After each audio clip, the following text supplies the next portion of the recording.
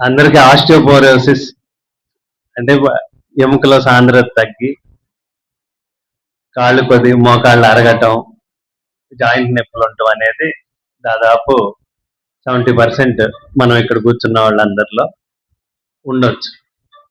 So దానికి main ఏంటి, ఎందుకు వస్తుంది జరిగింది ఇదంతా అనేది మనం తెలుసుకుంటే దానికి ప్రివెంటివ్గా ఏమన్నా మన చేతిలో ఉందా, అదేమన్నా చేస్తే కొద్దిగా పోస్ట్పోన్ చేయొచ్చా ఈ బాధని అనేది మనం తెలుసుకుంటాం.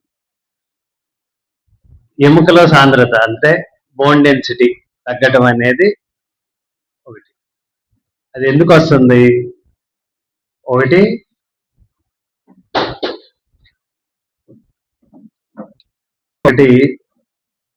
ఒక ఏజ్ తర్వాత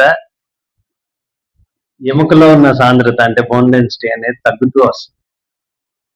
మన ప్రయత్నం వల్ల దాన్ని కొద్దిగా పోస్ట్పోన్ చేసుకుంటానికి ప్రయత్నించడమే కానీ పుట్టినవాడు గిట్టక తప్పదు అన్నట్టుగా బోన్ ఒక 20-21 మేజర్ అయ్యాక అనుకోండి, అక్కడి నుంచి మెల్లిగా తగ్గుతూనే ఉంటుంది.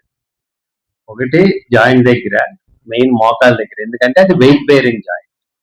మనం దాని మీద బరువు వేస్తూ పద్దాక దాని మీద స్ట్రెస్ పడుతూ ఉంది కాబట్టి అక్కడ మనకి తెలుస్తూ ఉంటుంది. కాబట్టి ఫస్ట్ సిమ్టమ్స్ అక్కడ వస్తున్నాయి.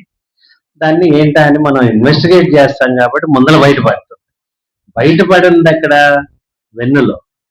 వెన్నుపూసలో వర్టిబ్రల్ బోన్ డెన్సిటీ. ఇప్పుడు డెక్సా స్కాన్ కానీ అవన్నీ మీకు చేసి ప్రివెంటివ్గా మీకు దీంట్లో తగ్గిందండి అని మెడికల్ క్యాంప్స్ అవి చేస్తున్నప్పుడు చేసేవి అవి ఎముక ఒకటి. కొంతమంది కాళ్ళలో పెడతారు, ఎందుకంటే డెక్సా స్కాన్ అనేది సిటీ స్కాన్ అనేది పెద్ద మెషిన్ లో పెట్టి అది ప్రాక్టికల్ కాదు ఒక క్యాంప్ లో చేసేది. కాబట్టి యాంకిల్ దగ్గర బోన్ డెన్సిటీ అనేది చూసి దాన్ని బట్టి చూడటం మొదలెడతారు. దాంట్లో టీ స్కోర్ అని అవి ఉంటాయి, దాంట్లో అబ్నార్మల్ అనిపించినవి మీకు డెక్సా స్కాన్ కి రిఫర్ చేస్తారు. అది